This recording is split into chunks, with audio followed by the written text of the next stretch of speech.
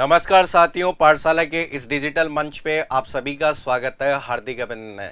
ठीक है, देखो सेंट्रल लेवल पे तो भर्तियों का दौर लगातार जारी है और इसी क्रम में हम कहते हैं कि आपके अगर साइंटिस्ट बनने का सपना है, ठीक है, आप अगर वैज्ञानिक बनना चाहते हैं तो आप लोगों के पास में एक बहुत अच्छा अवसर है कि आपके department of space government of India, ठीक है, हम कहते हैं कि इसरो के अंदर एक बहुत बड़ा रिक्रूटमेंट आपके सामने है।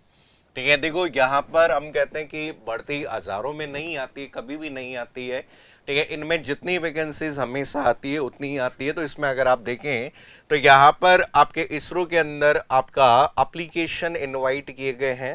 ठीक है, जिसमें हम कहते हैं कि उन ग्रेजुएट्स के लिए जो कि आपके किसी इसरो में साइंटिस्ट बनना चाहते हैं, तो यहाँ पर लेवल 10 आप कहते हैं कि पे लेवल अगर देखें तो यहाँ पर लेवल 10 की आपकी वैकेंसी है। ठीक है, एक तरीके से हम कहते हैं कि ये आपकी गजेटेड वैकेंसी आपकी होती है। तो इसमें देखो यहाँ पे सबसे पहला जो आपके कैटेगरीज आपकी अलग अलग दी गई है, तो सबसे पहली जो है इंजीनियर इलेक्ट्रॉनिक्स। ठीक है, इलेक्ट्रॉनिक्स वालों के लिए पहली वैकेंसी आपकी यहाँ पर है। और इसमें अगर आप देखो तो बीटेक और equivalent in electronics and communication, ठीक है, engineering with an aggregate marks of 65%। ठीक है, हम कहते हैं कि सबसे पहली जो वैकेंसी हम कहते हैं कि आपका बीटेक, ठीक है, इलेक्ट्रॉनिक्स के अंदर 113 पदों की वैकेंसी है, जिसमें आपको यहाँ पर बीटेक मतलब टोटल पद आपको यहाँ पर जो दिए गए हैं, इसमें टोटल 113 पोस्ट आपके पास में है। ठीक है, जिसमें आपके बी, ठीक है, हम कहते हैं बी और बीटेक, ठीक है, बी और बीटेक इसी के साथ में होनी चाहिए और इसके जो परसेंटेज आपके मिनिमम चाहिए 65% तो आपके होने चाहिए। तो ये सेकंड जो है साइंटिस्ट इंजीनियर मैकेनिकल के भी 160 पद है। ठीक है, जिसमें आपकी बी और बीटेक हम कहते हैं कि या तो बी कर रखा है या बीटेक कर रखा है और आपकी कौन सी वाली डिग्री से संबंधित है, मैकेनिकल से, तो मिनिमम पासिंग आपके 65% होने चाहिए। ठीक है, इसके बाद में जो कंप्यूटर साइंस के विद्यार्थी हैं उन सभी विद्यार्थियों के लिए भी, ठीक है, आपके 44 पोस्ट है, 44 पोस्ट है। ठीक है, अगर आप साइंटिस्ट बनना चाहते हैं तो आपके लिए 44 पोस्ट आपकी है। ठीक है, जिसमें बी और बीटेक आपके हो सकते हैं, जिसमें 65% आपके होने चाहिए कंप्यूटर साइंस। ऐसे ही हमारे लास्ट में आपकी 2 पोस्ट आपकी वैज्ञानिक और अभियंता एसी से संबंधित है। ठीक है, जिसमें आपकी बी और बीटेक होनी चाहिए, इलेक्ट्रॉनिक्स एंड कम्युनिकेशन इसी से होनी चाहिए। तो अगर आप देखो तो वैसे तो इलेक्ट्रॉनिक्स वाले विद्यार्थियों के लिए 160 पद है। ठीक है, ऐसे ही आपके इलेक्ट्रॉनिक्स वालों के लिए 113 पोस्ट है, मैकेनिकल वालों के लिए 160 पोस्ट है, कंप्यूटर साइंस वालों के लिए भी 44 पोस्ट है। अगर आप वास्तव में तैयारी करना चाहते हैं तो ठीक है, पोस्ट मायने नहीं रखती है, चाहे एक हो या चाहे हजारों सिलेक्शन होने वाले का तो एक पोस्ट में भी हो जाता है अगर आप अच्छे से तैयारी करें।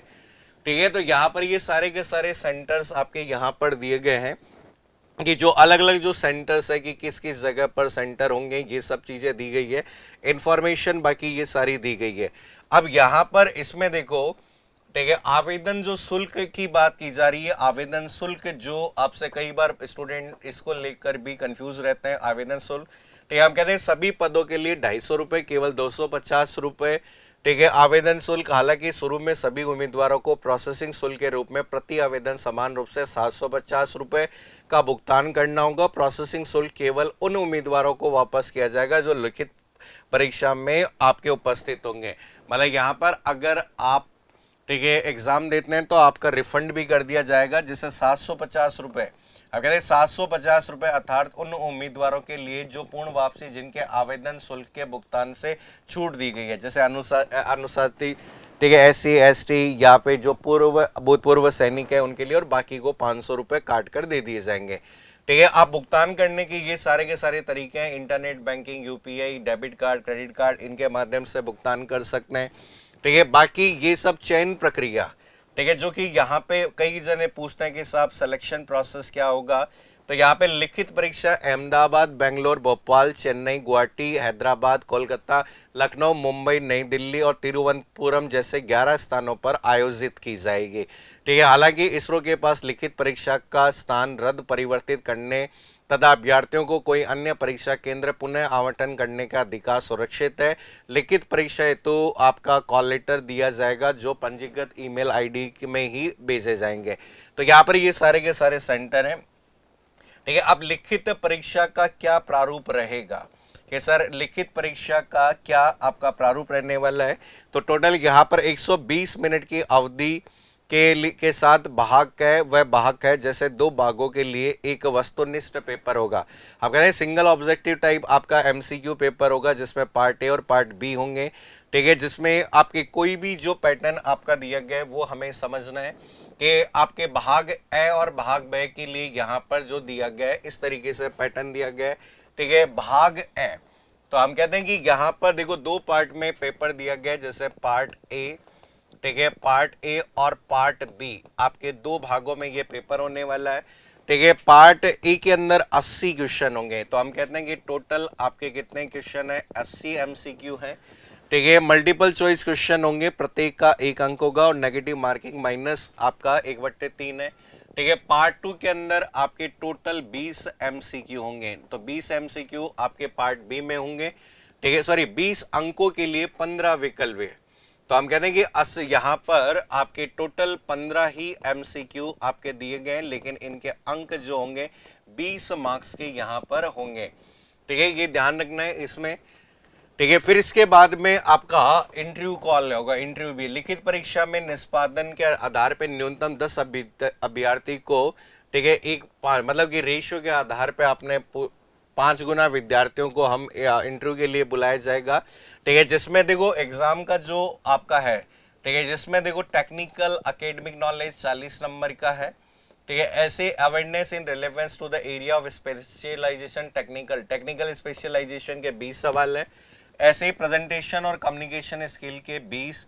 ठीक है, ऐसे कॉम्प्रिहेंशन का 10 और लास्ट में एजुकेशनल क्वालिफिकेशंस आपकी जो होती है उसके अकॉर्डिंग आपके ये 10 है।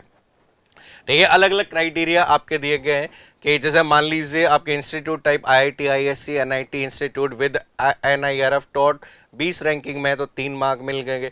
एकेडमिक परफॉर्मेंस के बेस पर हो गया, परसेंटेज के बेस पर, ये सभी जो आपकी दी गई है। ठीक है, क्वालिफाइंग जो आपका क्राइटेरिया आपका दिया गया है वो ये है अनरिजर्व कैटेगरी के लिए।